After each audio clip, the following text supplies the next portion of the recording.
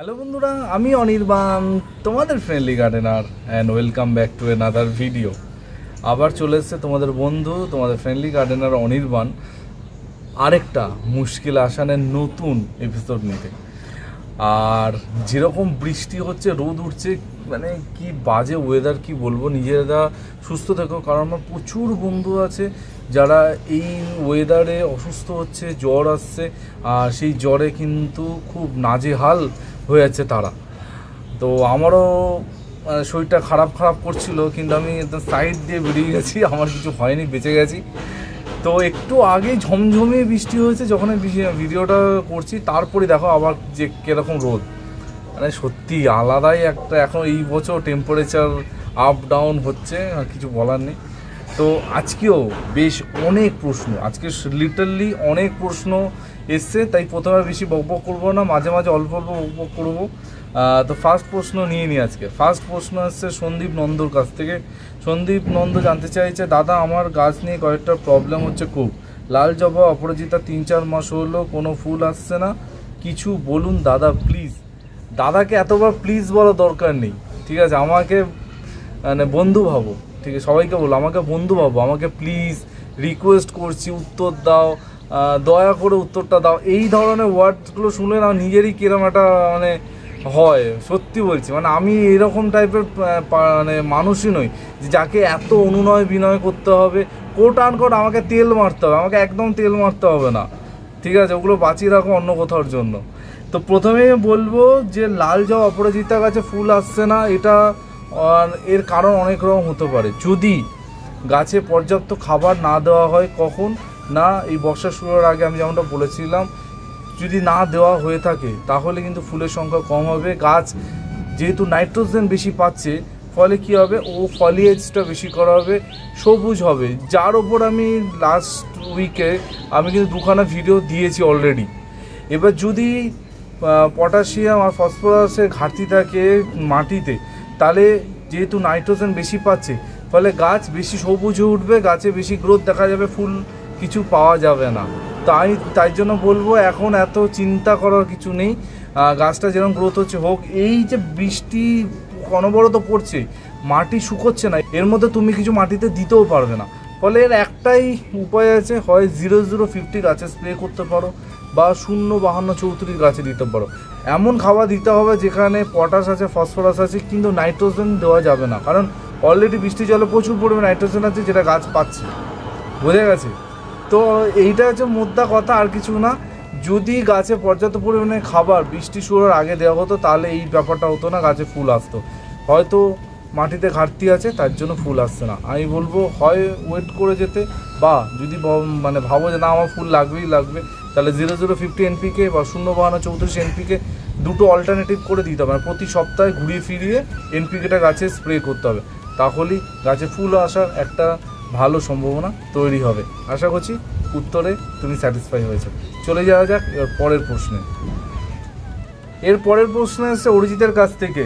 Arijit recently মহারানী কিনেছে, আর মানে কি বলবো, আমার নিজেরই একটা ব্যক্তিগত খুব ইচ্ছা, কিন্তু সত্যি কথা বলতে মানে এত টাকা দিয়ে গাছ কেনার মতো ক্ষমতা অন্তত অনির্বাণের এখনও হয়নি। এটা শুনলে হয়তো অনেক অবাক হবে, অনেকে একটা এই কথার পরিপ্রেক্ষিতে বলছে, অনেকে হয়তো ভাবতে পারে যে অনির্বাণ কি বলছে, অনির্বাণ নার্সারিতে গিয়ে বললে অনির্বাণ গাছ পেয়ে যাবে। একদম ঠিক, 100% বলেছো। মানে আমি বলতে পারি এমন কোনো নার্সারি নেই, যদি আমি কোনো গাছ চাই দেবে না বা বলবে না যে অনির্বাণ পরের বার এসে নিও, হতেই পারে না।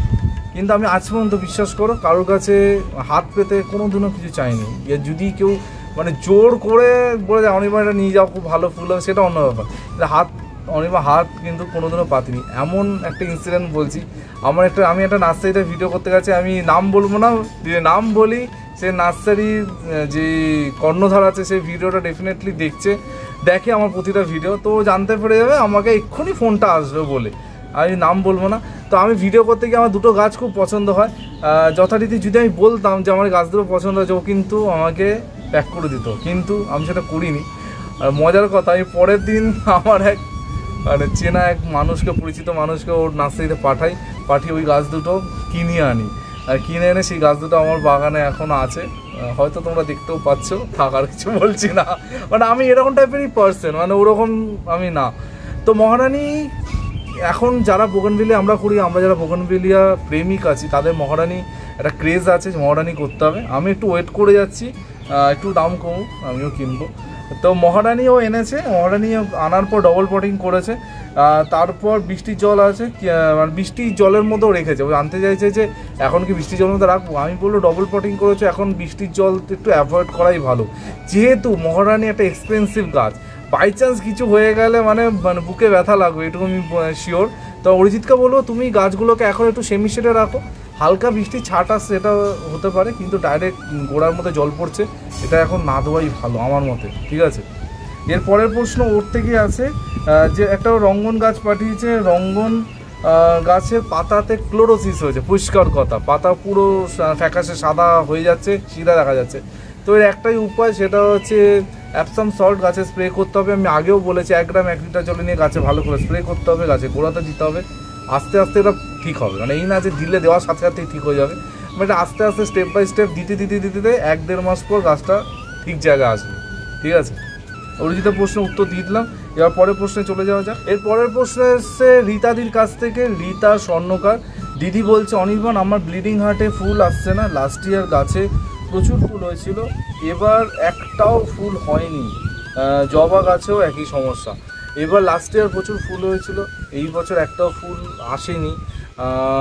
এটা কিন্তু মাঝে মধ্যে হয়, এটার একমাত্র কারণ হতে পারে গাছ অনেক সময় কি মানে ফুল দিতে দিতে ওর মানে মনে হয় যে ফুল দেবো না, এটা কিন্তু মজা করছে, এটা সিরিয়াসলি গাছের এটা কিন্তু মানে মনে হতে পারে। আরেকটা কারণ হতে পারে যদি গাছকে সঠিক সময় প্রুনিং, রিপোর্টিং আর মিক্স ফার্টিলাইজার যদি গাছে না দেওয়া হয়, তাহলে গাছে কিন্তু এই সমস্যাটা হবে।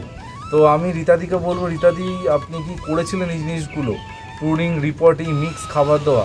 যদি করে থাকেন তাহলে এই সমস্যাটা হওয়ার কথা না, আর যদি করে না থাকে এটাই হচ্ছে মেন কারণ। তো আমি বলবো বর্ষাটা কেটে গেলে গাছে ভালো করে মিক্স খাবার দিয়ে হালকা লাইট প্রুনিং করে দিতে ডেফিনেটলি গাছে ফুল আসবে। মানে একটা গাছ কিন্তু বড় হয় ফুল দেওয়ার জন্য, মানে সেটা যে কোনো গাছ হতে পারে, মানে এমন কোনো গাছ নেই যেটা মানে শুধু পাতা দেওয়ার জন্য বড় হচ্ছে, ঠিক আছে। পাতা শুধু হচ্ছে তার পেছনে নির্দিষ্ট কারণ থাকে, তার জন্য এটা হচ্ছে, বোঝা গেছে। আর আজকে ব্যাকগ্রাউন্ডে খুব বাজে একটা নয়েজ তোমরা পাচ্ছ, কিছু করার নেই।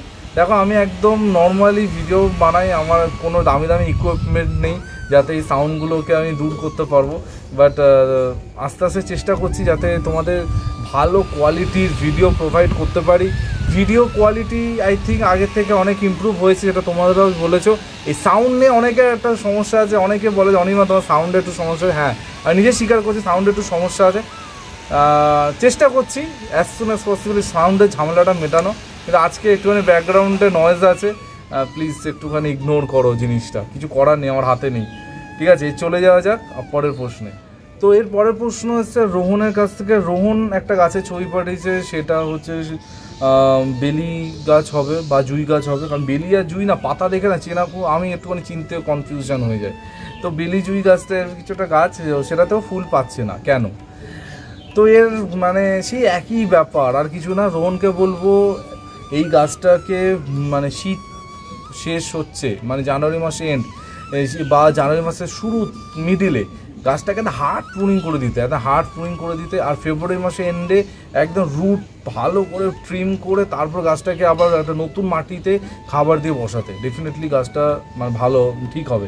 গাছটা প্রচুর গ্রোথ আছে, কিন্তু গাছে ওই আর কি একটু শক দিতে হবে। অনেক সময় গাছকে শক না দিলে গাছ ফুল দেয় না, তো সেই শকটা দিতে হবে, কিন্তু শকটা এখন দেওয়া যাবে না। এখন গাছ যেরকম আছে থাক, গাছে যেমন খাবার তুমি দিচ্ছ অন্যান্য গাছে দাও, কিন্তু যেমনটা বললাম শীতের মাঝামাঝিতে হার্ড প্রুনিং আর গরমের শুরুতে একদম কমপ্লিট মাটি পাল্টে রুট কেটে বসাতে হবে, নিশ্চয়ই ফুল আসবে। এর পরের প্রশ্ন এসছে করবিদির কাছ থেকে। করবিদি বলছে আমার নীল জবা গাছে প্রচুর ফুল ফোটে, এবছর গাছের ওপরের পাতা কুঁচকে গেছিলো দেখে ওপরের দিকে কিছুটা অংশ কেটে বাদ দিয়ে 2-3 দিন অন্তর কীটনাশক দিয়েছি, এখন গাছটা সতেজ, তারপর 1 মাস হয়ে গেছে তবু কুড়ি আসছে না। তোমার দিদি খুবই মুশকিলে পড়েছে, তাই আসান তোমার হাত ধরেই হবে, বিশ্বাস রাখি, দেখো ভাই কি করতে পারো, ভালো থেকো, অনেক ভালোবাসা রইল। তারপর দিদি বলেছে ওই নীল জবা। এই নীল জবার একটা ব্যাপার হচ্ছে, নীল জবা না খুব মুডি গাছ, মানে ওর যদি মনে হয় ও ফুল দেবে তো একদম দিয়ে যাবে, কিন্তু যদি মনে হয় ফুল দেবো না মানে কিছু করা যাবে না। আমার যে নীল জবা গাছটা আছে না একই সেম, এমনি পাতা কুকুরে গেছিলো, আমি উপরটা কেটে স্প্রে করেছি, গাছ একদম সতেজ সবুজ আছে, পুরো কুড়ি আসছে না। এর একটাই উপায় আছে, সেটা হচ্ছে মাইক্রো নিউট্রেন, তার সাথে এনপিকে গাছে দিতে হবে। এনপিকে কোনটা দেবো? 0050 05234, আমি বলবো 0050 দাও। 0050 দিলে তার সাথে ভালো মানের একটা অনুখাদ্য গাছে স্প্রে করতে হবে। যদি মনে হয় আমি এখনও স্প্রে করব, এই বর্ষার মধ্যে কিছু অনুখাদ্য দিতে হবে, মানে দিতেই হবে আমাকে, একটা ব্যাপার, ওরকম কোনো ব্যাপার না, বর্ষা গেলে দিতে পারো। বা তোমরা এই সময়, আমি কিছুদিন আগেই পূর্বার যে প্রোডাক্টটা দেখিয়েছি সেই প্রোডাক্টটা তোমরা এখন দিতে পারো। করবদিকেও বলবো তুমিও এই প্রোডাক্টটা ইউজ করতে পারো। গাছে কিন্তু আগের থেকে অনেক ভালো কন্ডিশন আসবে, গাছে ফুল আসার একটা সম্ভাবনা তৈরি হবে। আর বেস্ট হবে বর্ষাটা কেটে যাক, তারপর পটাশ দিতে হবে গাছে, তার সাথে মিক্স খাবার, আর অবশ্যই ভালো মানের মাইক্রোনিউট্রিয়েন্ট গাছে স্প্রে করলে ডেফিনেটলি গাছে ফুল আসবে। আশা করছি করবদিকে তুমি উত্তর পেয়ে গেছো। এর পরের প্রশ্ন আসছে সুব্রত কাকুর কাছ থেকে, বারুইপুরে সুব্রত কাকু। তো সুব্রত কাকুর প্রশ্ন হচ্ছে, সুব্রত কাকুর মর্নিং গ্লোরি পুরোটা ফুটছে না, ঠিক আছে, এটা অনেকের হয়, মানে মর্নিং, যদি আমার গাছে কোনো হয়নি। আর আমার গাছে যে কোথায় কোথায় যে মর্নিং গ্লোরি হচ্ছে তার ঠিক নেই, মানে এত জায়গায় গাছের চারা বেরোচ্ছে। তো এর মানে একটাই সলিউশন, মাইক্রোনিউট্রিয়েন্ট। গাছে মাইক্রোনিউট্রিয়েন্টে ঘাটতি হলে কিন্তু এটা হবে। তো আমি বলবো ভালো গুণগত মানের মাইক্রোনিউট্রিয়েন্ট গাছে স্প্রে করতে হবে এই ঝামেলাটা মেটানোর জন্য। তার সাথে ব্যালেন্স এনপিকেও স্প্রে করা যেতে পারে, দিলেও গাছ রিকভার করে ফুলগুলো ফুটবে। এনপিকে মাইক্রোনিউট্রিয়েন্ট এই দুটো এখনও স্প্রে করা যাবে, কিন্তু এমন স্প্রে করার পর অন্তত 3 থেকে 4 ঘন্টা যেন ওটা স্টে করে, তাহলেই কিন্তু হবে। আদারওয়াইজ যদি মানে পরপরই বৃষ্টি হয়ে যায় তখন কিন্তু স্প্রে করে কোনো লাভ নেই, আবার পরের দিন স্প্রে করতে হবে। ঠিক আছে কাকু, আশা করছি উত্তরটা আপনি পেয়ে গেছেন। এর পরের প্রশ্ন অদিতি রয় করেছে। অদিতি জানতে চাইছে তার কিছু ড্রাগনের গাছ আছে, সেই গাছগুলো খুব ইন্টারেস্টিং ব্যাপার, উনি নিজেই বীজ থেকে করেছে, মানে এটা কিন্তু দারুণ ব্যাপার, ড্রাগন গাছের বীজ থেকে চারা তৈরি করা। এবার গাছগুলো মানে একটা টবের মধ্যে অনেকগুলো আছে, মানে এমনি জানতে চাইছে যে এখন কি মানে করণীয়। একটা টবে যদি আমি একটা সাপোজ 10 ইঞ্চি টব যদি নিই, 10 ইঞ্চির একটা টবে 2খানা ড্রাগনের চারা বসানো যেতে পারে, ঠিক আছে। আর যদি কেউ একটা যদি 18 ইঞ্চি বা 20 ইঞ্চি ড্রাম নেয় তাহলে 4টে চারা বসানো যেতে পারে। তো আমি বলবো মানে একটা টবে, মানে যদি একটা 8 ইঞ্চি টব নেওয়া হয় তাহলে ওই 8 ইঞ্চি টবে একটা গাছ বসালেই কিন্তু বেস্ট হবে। একাধিক গাছ বসালেই কিন্তু হবে ঝামেলা, গাছের গ্রোথ ঠিকমতো হবে না। আর যদি বড় ড্রাম নেওয়া হয়, মানে 20-22 ইঞ্চি ড্রাম, তাহলে সেখানে 3 থেকে 4টে গাছ বসানো যেতে পারে, ঠিক আছে। আশা করছি অদিতি আপনি আপনার প্রশ্নের উত্তর পেয়ে গেছেন। আর আজকে শেষ প্রশ্ন এসেছে রুমা সাহার থেকে, আর বলতে পারি সব থেকে বড় প্রশ্ন এটাই। তো রুমাদি বলছে, আমার গন্ধরাজ ফুল গাছটা 2 মাস আগে নার্সারি থেকে এনেছিলাম, তখন নার্সারি ওনার বলল যে ভার্মি মিক্স করে বসাতে, তো আমি সেই মতোই করেছিলাম, বড় তো হচ্ছে বাট ফুল আসছে না, মিক্স ফার্টিলাইজার কি আর দেবো এই মনসুনে, কাইন্ডলি রিপ্লাই দেবেন। আর আমি একটা রজনীগন্ধার প্ল্যান্ট এনেছিলাম এই রতে, এর কেয়ার কি করে করব, মাটি সম্পূর্ণ ড্রাই হলে আমি জল দিই, একে কি রোদে রাখবো?